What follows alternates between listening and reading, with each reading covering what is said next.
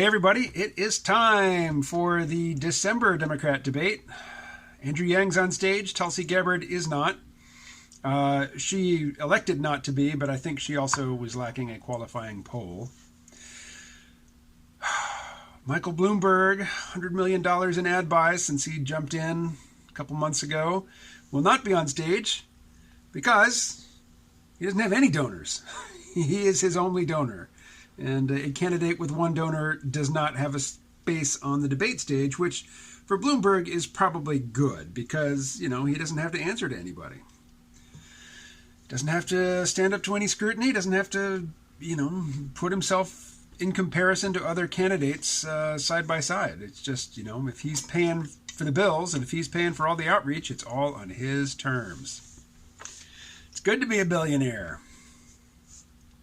All right, so since it is a debate day, I already broke into the red vines, ate about half the package. If I barf red during this video, I'll probably cut it out, but if I don't, you'll know that it's not red vines, it's Twizzlers. Twizzlers.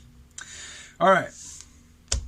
Last time I did a video about Andrew Yang, I said that I think that he's too early with the message, automation is taking the jobs and leaving people, with no good options. And, of course, this being YouTube and the internet, people objected. So, Adrian writes, Yang isn't early, he's about right on time. Unless you think we should be totally reactionary versus getting ahead of the curve. Okay, Adrian. Clearly, at least it seems clear to me, when I say he's too early with this message, I mean, he's too early with this message to use it to win the Democratic nomination in 2019-2020. I'm not saying it's too early to think about these things.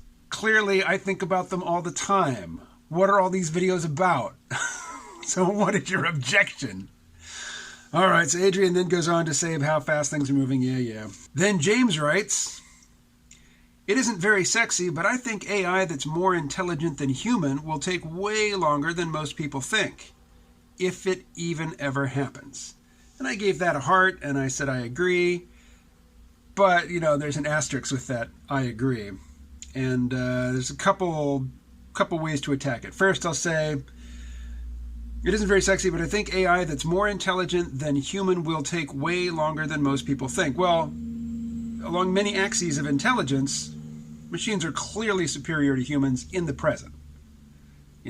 Addition, subtraction, multiplication, finding cube roots, that stuff which to us it seems almost, so simple as to be mechanical that we're not impressed that a pocket calculator that is solar powered can come up with things, in less time than it takes us to push a button than we could do with pen and paper, over the course of several minutes. And we're likely to make mistakes in the process. The machines don't. If mathematical intelligence is a sort of intelligence, if intelligence is defined by the ability to achieve desired outcomes in complex situations, computers are better than us at a bunch of stuff. A bunch of stuff. So when I talk about AGI, or artificial general intelligence, or when I hear people talking about computers matching human intelligence, I mean computers either emulating the actual style of human thought, replicating human thought processes in another medium, or they just get better at us at a variety of things. They don't have to be better in the same way. They don't have to do things the same way we do, so long as they have competence which matches ours across the entire spectrum of types of intelligence that we acknowledge, including, emotional intelligence, social intelligence, what we call common sense, just the broad range of cognitive capabilities. Machines don't have to do it the same way we do to be AGI, but they have to cover the whole range. Right now they don't. Particularly, and I know a lot of people don't even think of this as intelligence, but the ability to control a body, the ability to look out at an environment, say a parking lot out there, and to traverse it, to send operating instructions to the body so that the body moves out into that environment and then takes some action which accomplishes a goal that I've, selected for myself or I've been given. It's super simple for me to go out there and say, shovel snow. It would be a very, very sophisticated robot that could match a human being in shoveling snow. Because shoveling snow takes place in a difficult environment, a non-optimal environment for a robot to move through. Snow, ice, cars, things that are not level, slippery surfaces, just so many things which we as humans can adjust for without even thinking about it. It's just trivial to us. It's really hard for computers. This is more of X paradox, or hard for robots. And as amazing as humans are at that, the economic value attached to what we can do is lacking, insufficient for our needs. But the other piece of this that I want to bring up is this. Yeah, I don't think there's going to be something which is indistinguishable from human intelligence instantiated in silicon or carbon nanotubes or whatever other substrate you care to mention anytime soon. But, and here's the big but, I think types of cognitive capabilities, competencies in areas that we now think are beyond the reach of computers, not everybody thinks so, but a lot of people think so. I think that computers will match our competencies and expand on them, exceed them, but do so in a way that is completely alien to human intelligence.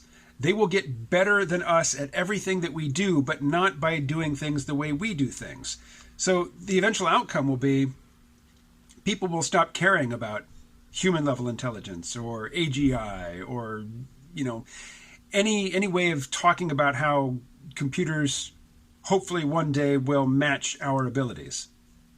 There will come a time when they exceed our abilities across most, if not all, aspects of human competence, but just be completely alien in how they carry out the interior processes that give rise to their behavior.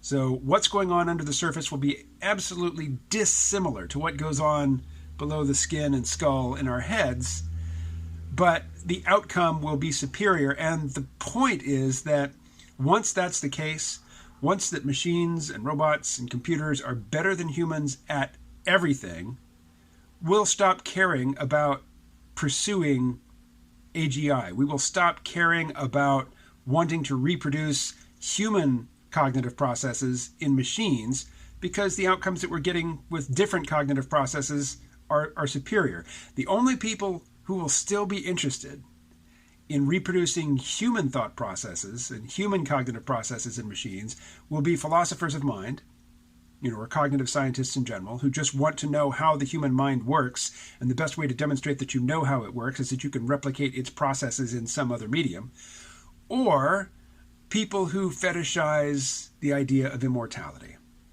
And they, biological immortality is not available, and so they're reaching for living beyond the end of the body in silicon. And just having a robot that has your voice and your mannerisms and can fool other people into thinking that it's you doesn't extend immortality to you exactly, does it? I mean, your body will still come to an end. Your consciousness will still come to an end. There'll be a different simulated consciousness, maybe, in the robot, but it won't be a continuation of your consciousness. It'll be a different instantiation of your consciousness. You could say that, but still, to you, living your specific individual subjective experience, your specific objective experience will not continue in that robot. So, I guess two things here. One, the search for immortality is silly. The desire to live better now and, to not suffer the physical ravages of age, that is a completely legitimate desire and a completely legitimate pursuit, scientific pursuit, medical pursuit for individuals, personal pursuit, that's all great. But the idea that if you can keep your body alive indefinitely, that you are immortal, I think about the guy who had my name and social security number 32 years ago. I'm just draw that number out of a hat. I mean, I'm not singling out a particular date. Just, the me in my 20s, his antics, his choices, his behaviors are an embarrassment to me. To the extent that I feel any regret, I mean, it is, my past choices that cause me regret, and to such an extent that I feel a certain antagonism toward that guy. And it's not an antagonism that I can act on because he is gone. That guy is gone. And to say that because I have his DNA and social security number, that I'm him, to me, that's a thin hook, or that's a weak hook to hang a coat on. It's a thin reed. That guy is gone.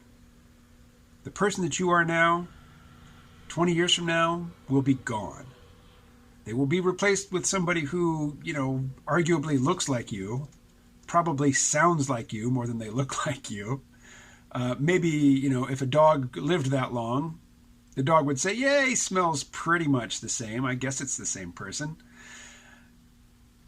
But you won't be the same person. So, it wasn't really my point to ridicule people seeking immortality in this video. And I don't even... What I'm saying should not be construed as ridicule, just as an attempt to change perspective. To look at the quest, the desire to live forever in a different way. I'm very curious to see what happens in the future. And I know that my body will not outlive my curiosity. I will be curious about things that will happen after my death. And as far as I know, there is no cure for that curiosity, and I don't particularly want to be cured of it. I mean, I'd like some foreknowledge of what's to come. But even my getting that foreknowledge in the here and now doesn't change the arguments I'm making about, the workability of immortality. Unless, of course, you just lock yourself in such that, you make your head like a brick, you make yourself into a big block of ice, you're just unchanging. In which case, what's the point of living? If you're not going to change, why continue on? Anyway, I just got a new audiobook. This is in no way a sponsored video. I was just really excited to see that it exists. It is a book by the podcaster Dan Carlin, and I got it as an audiobook, of course, and it is read by Dan Carlin. And the book is called The End is Always Near. Apocalyptic Moments, from the Bronze Age Collapse to Nuclear Near Misses. And it's all about the end, the collapse of civilization, and how there's always been a scenario that was plausible in the moment. And it's happened in the past. It could happen again in the future. I'm not very far into the book. I can't report much about it other than the topic and my enthusiasm for it. I really enjoy Dan Carlin's history podcasts. I don't think he's doing them anymore, but he used to do one called Common Sense, where he would comment on current events, and I miss those. I would like to hear his take regularly on such things as impeachment and, the Democratic primary race and things of that nature. But as far as I know, he's stopped doing that podcast. But I was delighted to get, to learn that this audiobook exists. Didn't hesitate for a second. Like normally when I'm weighing whether or not to get an audiobook on Audible, I'll look at the length. If it's less than, say, 15 hours, then really it's not a very good entertainment investment, I didn't even look. I don't know how long this book is. Doesn't matter. I'm not returning it. I am going to listen to it and enjoy it. I was listening to it as I was walking home from lunch today, and it just pleases me to hear, the rhythms and the timbre of Dan Carlin's voice, his delivery. It just pleases me. So you'll certainly be hearing about the content of this audiobook in future videos. Talk to you soon.